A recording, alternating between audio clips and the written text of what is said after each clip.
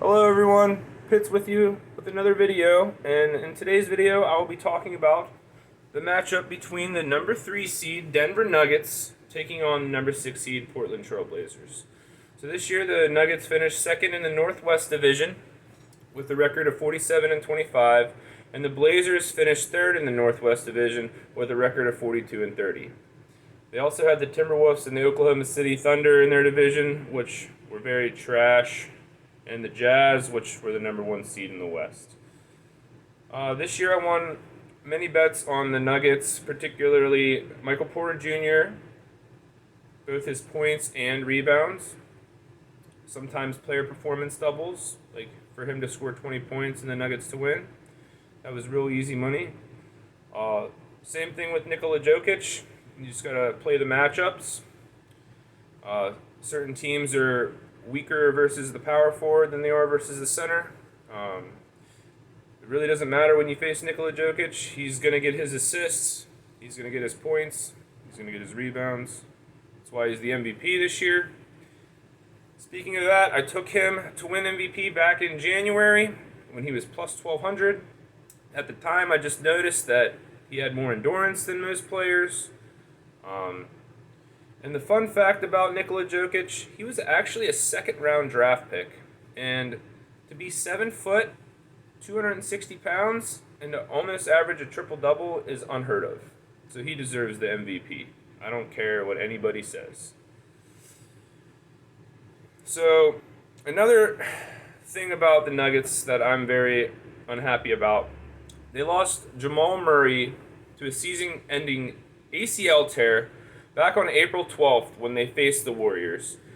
His other knee was actually injured, and he came back slightly early, and he was matched up against Steph Curry. And if you watch the highlights of that game, Curry broke his ankles twice, like literally put him on the floor. For some reason, the Nuggets kept him in the game with 3 minutes left. Under 3 minutes left, they were down by at least 10 points, and he tore his other ACL driving to the hoop. It was a freak accident, but you'd think their coach, Mike Malone, would pull him at that point, but it just makes me mad because I had them to win the championship at plus 2,400 odds before he went down, and it's not cool. So this season, the Nuggets are 2-1 versus the Trailblazers. The first game was back in February 23rd, and the Nuggets won 111 to 106. The second game came a week after Jamal Murray's season-ending injury, and the Nuggets edged out the Blazers 106-105. And then the last game of the season was played on May 16th between these two. And it didn't matter for the Nuggets because they were already locked into the 3 seed at that point, but it did matter for the Trailblazers. So the Trailblazers needed to win to get the 6th seed, and obviously the Nuggets were going to let them win because they didn't want to face the Lakers. However, that being said, in that game, Jokic only played 17 minutes, but he managed to score 21 points. So he's going to eat. All right, we're going to go into the starters. The starters for the Denver Nuggets at point guard, Facu Campazzo. He's from Argentina. He's a very, very in-your-face type of defender. Unfortunately, they are injured at guard with Will Barton, PJ Dozier, and Jamal Murray all out with injury. Austin Rivers has to step up for big minutes at shooting guard, and he's still iffy if he's going to play or not.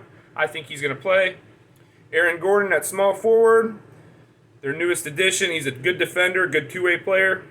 Power forward, Michael Porter Jr., the 6'11", 21-year-old. Great three-point shooter, great shooter. Nikola Jokic at center, the MVP of the season. What else to say? And on their bench, they have Paul Millsap, Jeremichael Green, Monte Morris, and JaVale McGee. For Portland, point guard Dame Lillard. He's one of the best players in the league every year. Shooting guard CJ McCollum, very good three-point shooter. Norm Powell, their newest addition, good scorer, not such a good defender. Robert Covington, average player. And Yusuf Nurkic, he was injured for half the year. He's back. He's a strong force And they also have on their bench Ennis Cantor, a good rebounder, Carmelo Anthony, a good scorer, and Anthony Simmons, he's an all right young player. He can score. And their only injury is Zach Collins, so they're very healthy. So the narrative of this game is that Portland has the much better guards. Lillard's averaging around 27, 28 points this season, around 8 assists. And CJ McCollum, he's averaging around 22, 23 points this season. And I'd assume probably around 5 assists. However, the Nuggets forwards and big man Jokic have a major advantage.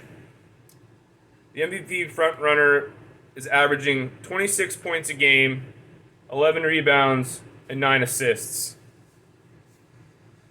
MPJ, the 6'11", 21-year-old, he's shooting probably around 40% from the three. He averages 23 points a game and 8 rebounds. He's an absolute monster at his age. Lillard and McCollum should dominate the Nuggets' injured guards, whoever they have at guard, the backups, due to the lack of depth. I think Facu Campazzo is a good young defender, but he's no match for Lillard and McCollum. Jokic will dominate the paint all series long. Michael Porter Jr. will get assists from Jokic when he's defended in the paint. Jokic is probably the best big man passer I've ever seen. I believe this series is going to be the best series in the first round by far. And I see the Nuggets winning it in 7 games. And I really, really love player props in this series. I might wait for the first game just to see, but I like Jokic to get over 29.5 points, over 8.5 assists. I like Michael Porter Jr. to get over 23.5 points and over 7.5 rebounds. I like McCollum to get over 22.5 points and to make over 3.5 threes. And I also like Damian Lillard. It's a lean. I think he's going to get more assists.